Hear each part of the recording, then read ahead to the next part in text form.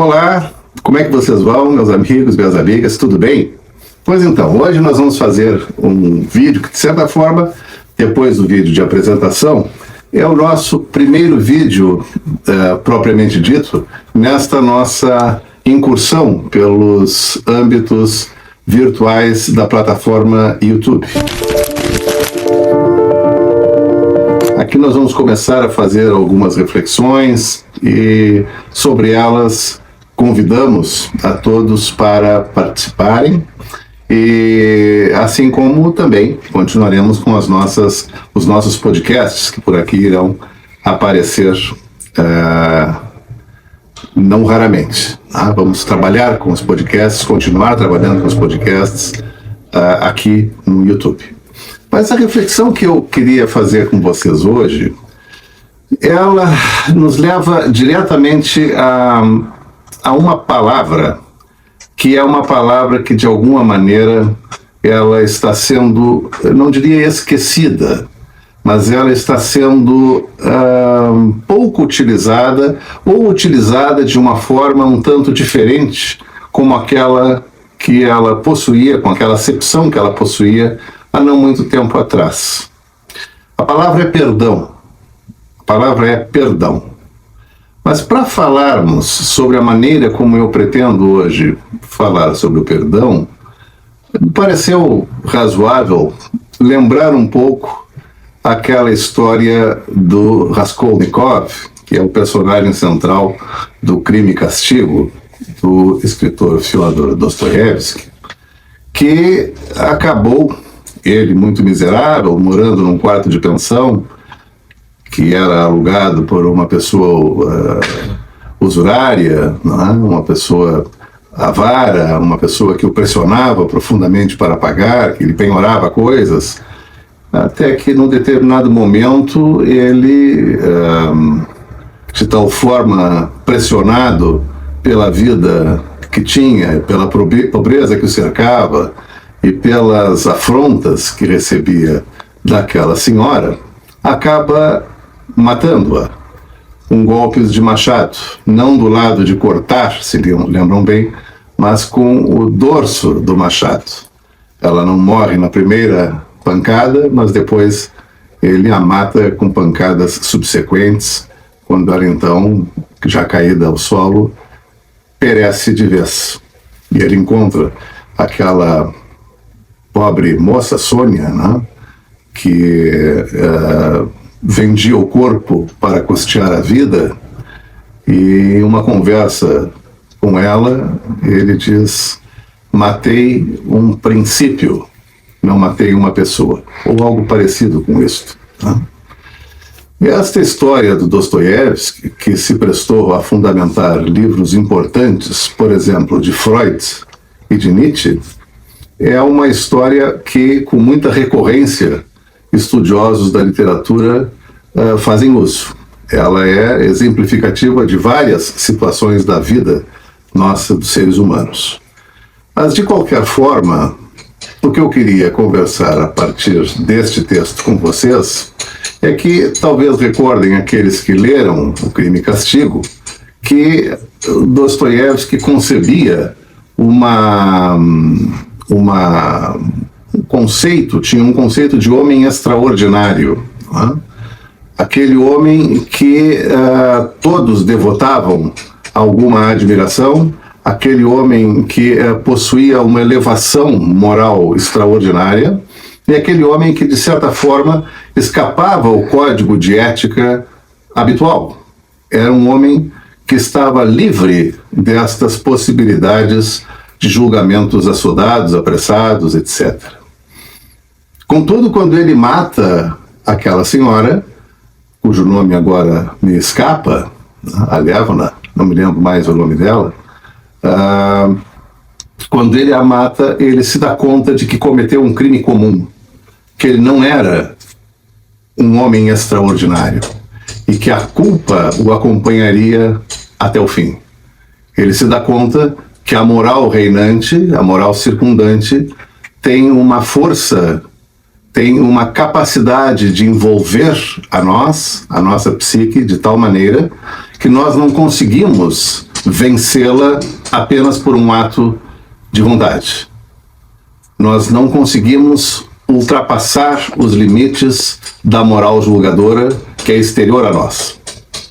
Nós vamos ver a recuperação, de certa forma, deste conceito de homem extraordinário na obra de Nietzsche. Pode ser que me falte algum outro livro dele, mas creio que o prólogo do Assim Falava Zaratustra e também em partes da Genealogia da Moral, além de alguns textos póstumos a Nietzsche. Não me lembro se o Para Além do Bem e do Mal contém essa ideia, mas ele usa a expressão Übermensch, que passou para nós aqui como o super-homem, como super-homem. A ideia de que seria o homem extraordinário de Dostoiévski, porque Nietzsche foi um leitor de Dostoiévski. O termo de Nietzsche, Übermensch, que seria o super-homem, que foi também polemicamente importado para o português e vinculado ao nazismo de uma maneira um tanto quanto estúpida, né? Seja por um erro de tradução, seja por má intenção. Não foi absolutamente nada disto que Nietzsche quis dizer, não teve nenhuma relação com um homem com características nazistas, por exemplo, né? Mas este Übermensch, que seria uma espécie de tornar redivivo o homem extraordinário das conjecturas de Dostoiévski, ele era compreendido por Nietzsche como aquele que não pertence à moral cristã e nem àquela anterior a ele, que é uma certa moral cultivada nos preceitos de Sócrates. Nietzsche vai noutra parte da história antiga grega, notadamente nas tragédias e nas epopeias, encontrar aquele que agrada aos deuses, aquele tipo de herói que agrada aos deuses, aquele tipo de herói que tem força e que tem potência. Daí vira o livro de Nietzsche, Vontade de Potência. Né? Daí vira o Vontade de Potência. O vontade de potência, ou a vontade de potência, este conceito nietzschiano, é precisamente aquele que permite que nós, de alguma forma, nos descolemos, proclamada a morte de Deus, nos descolemos da moralidade cristã e façamos a moralidade a partir de critérios humanos, mas não a partir de critérios humanos que sejam altamente desprovidos de algum benefício para os indivíduos. Ou seja, o julgamento impiedoso de todos em relação a um, ou uma moral circulante, permanentemente vigilante, capaz de nos condenar, de nos constranger, de nos prejudicar. É preciso que nós tenhamos, digamos, uma alma um tanto estoica, uma alma um tanto elevada, uma alma um tanto repleta de força, de potência, para que consigamos fazer valer os nossos valores também. É claro que isto vai redundar numa relação muito perigosa e provavelmente inexata entre Nietzsche e o andar do capitalismo na segunda metade do século XX, uma aproximação perigosa que estou fazendo aqui agora, sei disso, mas que vai nos levar à ideia de que nós temos que valorizar a nossa individualidade. E esta valorização da individualidade, nos tempos atuais, pode nos levar à impressão de que Nietzsche valorizava aquele ser solitário que de nada depende e que pode viver isoladamente, ou seja, quase que fazer com que Nietzsche se torne um defensor da expressão empreendedorismo, como já vi por aí alguém falar, uma péssima interpretação filosófica. Não? Nietzsche não tem absolutamente nada a ver com isto. Nietzsche está falando num outro tipo de vontade de potência, que é a vontade de potência para a sobrevivência humana moral num mundo sem Deus. Isto é uma outra coisa absolutamente distinta. E é por aí que eu, então, agora faço a relação do que estava mencionando, desde o Crime e Castigo de Dostoiévski, passando pelo Assim Falou Zaratustra, pela genealogia da moral, pelo conceito de vontade de potência, pelo conceito de Übermensch, que eu vou, então, tratar daquele termo que no início eu mencionei que era o objeto da minha reflexão, que é o perdão. Eu não quero tratar aqui do perdão mediante mediante o favorecimento de alguma estrutura teológico-conceitual cristã. Não é o perdão cristão, não é o perdão pela piedade, pela bondade, pela compreensão do outro, no sentido de fazer bem a Deus, no sentido de fazer bem ao bem, no sentido de não contrariar algum código elevado, como se viesse dos céus, algum código elevado moral. Não, não é neste sentido.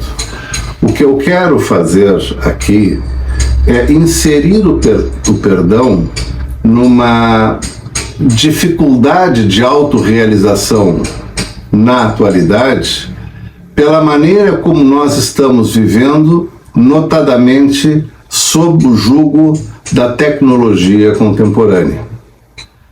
A expressão que hoje se usa tanto do cancelamento que ocorre nas redes sociais pressupõe a condenação assodada, imediata, e a supressão do perdão que possa vir mediante a mediação de uma qualificação de esclarecimento através de argumentos, de provas, de um andamento da razão para entender o ato cometido. Nós instantaneamente temos praticado as condenações, mas nós instantaneamente temos maltratado a ideia do perdão, que custa um pouco para ser oferecido, e este pouco que custa para ser oferecido é o pouco que demanda o entendimento melhor do ato cometido. Sem a mediação da razão, sem a mediação do conhecimento do ato, sem um aprofundamento das questões, nós rapidamente colocamos nas redes sociais aquilo que pertence ao ambiente onde não somos racionais e agimos muito irracionalmente, portanto, próximos dos instintos tipicamente animais que nos pertencem biologicamente. O perdão não está ocorrendo porque perdoar elaboradamente leva tempo. E a humanidade vive em meio a uma notável pressa, aprimorando o nosso entendimento do que ocorreu, do que é possível fazer com aquilo que ocorreu mediante o que as leis determinam. Isso que se dá num processo judicial não está ocorrendo mais na mente do homem novo. O homem novo está, de forma um tanto inconsciente, desprezando o processo. E eu não me refiro aqui, obviamente, ao processo judicial. Com ele faço apenas uma analogia. O homem contemporâneo está desprezando todo e qualquer processo cognitivo porque demora tempo para que este processo se dê. Precisa, por exemplo, de leitura, de conversas com outras pessoas, de depuração mais qualificada das notícias ouvidas através da mídia, da formação de um juízo mais abalizado, da formação estrutural de uma cognição mais fundamentada. Depende de estudo, depende, portanto, de tempo. O sujeito ficou sem Deus, só, e não consegue ser o Übermensch de Nietzsche. Não consegue tentar ser o homem extraordinário de Dostoiévski. E ele vai sofrer, aí já no âmbito freudiano, aquele mal-estar da modernidade. Ele vai se isolando, ele vai ficando sem a possibilidade de partilha de informações, ele vai formando juízos que circulam apenas dentro dele, ele não consegue produzir uma dialética do entendimento apenas dentro da sua própria razão. A razão individual é fraca em dialética. A razão individual talvez tenha uma dialética inexistente. A dialética que possa contribuir com a formação de uma razão individual é aquela que deriva de contatos humanos, que deriva de leituras de alguém, que deriva de estudos, de investigações, de conversas, enfim, de ouvir algo que não é produzido apenas pela própria razão. Então, este sujeito que vive apenas com a sua razão, solto no mundo, um Deus já distante, não se tornou um homem com vontade de potência, capaz de superar o enorme vazio que se assoma a ele. Quando isso chegou em Sartre, ele criou a ideia de absurdo. Quando isso chegou em Sartre, vindo de Dostoiévski, vindo das influências de Nietzsche e das influências de Freud, isso chegou na forma de uma náusea, isso chegou na forma de um vazio, na forma de uma vida insuportável, na ideia de que sim, somos livres, mas, como disse na célebre frase, estamos condenados à liberdade. Ou seja, ser livre pressupõe que eu consiga entender como dimensionar a minha liberdade para ser um pouco feliz, um pouco alegre, e o homem não consegue localizar nada porque não há sentido no mundo, esse mundo que perdeu seu Deus e que ficou agora com este homem tão solitário. Essa reflexão eu queria fazer para que nós pudéssemos, então, trabalhar com a ideia de perdão e a dificuldade que ele tem de se implementar na atualidade. Reparem como todos nós somos rapidamente condenados e como todos nós rapidamente condenamos. Isso é uma forma de viver contrária a toda a tradição jurídica, contrária a toda uma tradição racional forjada no iluminismo, isto é, contrário a toda uma tradição de apreço a alguma instrumentalidade. Esta aproximação velocíssima da instantaneidade nos faz sermos mal julgados e nos faz julgarmos mal. Ou seja, nós estamos perdendo a capacidade de orientação do juízo para a avaliação das coisas morais e, consequentemente, com uma má avaliação moral, nós estamos nos perdendo pelo caminho e não estamos nem sendo perdoados e nem perdoando.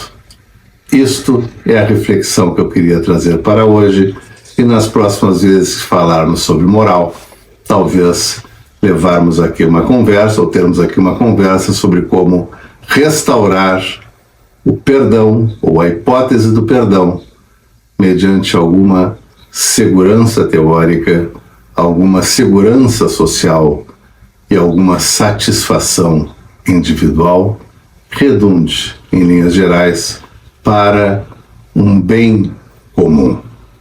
Tá certo?